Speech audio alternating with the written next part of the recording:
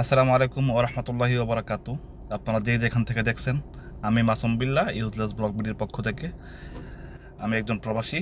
আমি আপনারা সবাই অবগত যে আমার দেশ বাংলাদেশ আজ একটার পর একটা পরীক্ষা দিয়ে যাচ্ছে।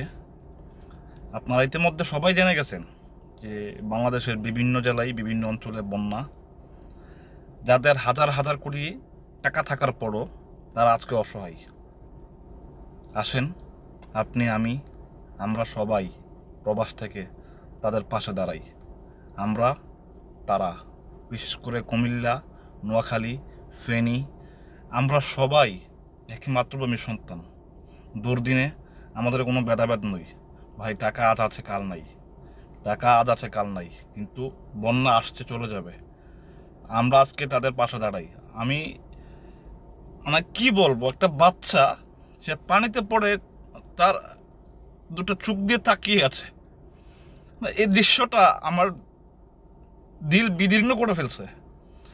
আসুন আমরা প্রবাসীরা, আমরা 1,35,00,000 প্লাস প্রবাসী। আমরা যদি 1 টাকা করে দেই, 1 টাকা এই দেশ থেকে, প্রবাস থেকে যারা মিডল ইস্টে আছি, যারা বিভিন্ন দেশে আছি, যদি টাকার হিসাবে 1 টাকা দেই, 1,35,00,000 প্রবাসী 1 টাকা দিলে 1,35,00,000 টাকা যাবে। এই নিষ্পাপ সন্তানগুলোর অন্তত আহাজারে দেখতে পারবো না। ভাই আমি একটা সন্তানের বাবা, আমি আমার চোখটাকে আটকে রাখতে পারি নাই। আসুন আমরা তাদের পাশে দাঁড়াই।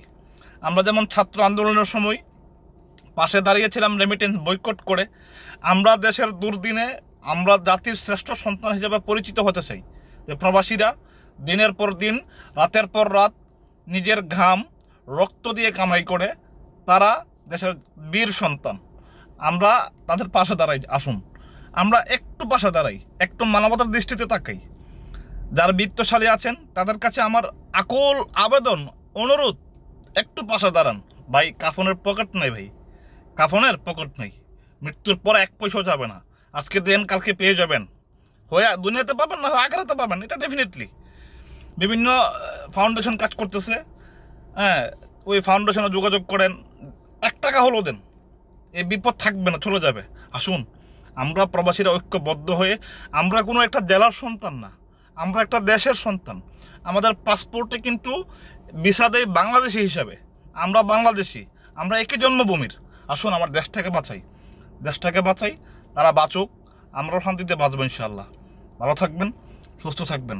আসসালামু আলাইকুম ওয়া রাহমাতুল্লাহি ওয়া বারাকাতুহু। আর বিশেষ করে দোয়া করবেন তাদের জন্য, আল্লাহ যেন তাদেরকে সহায়তা দান করেন, হেফাজত করেন। আমিন।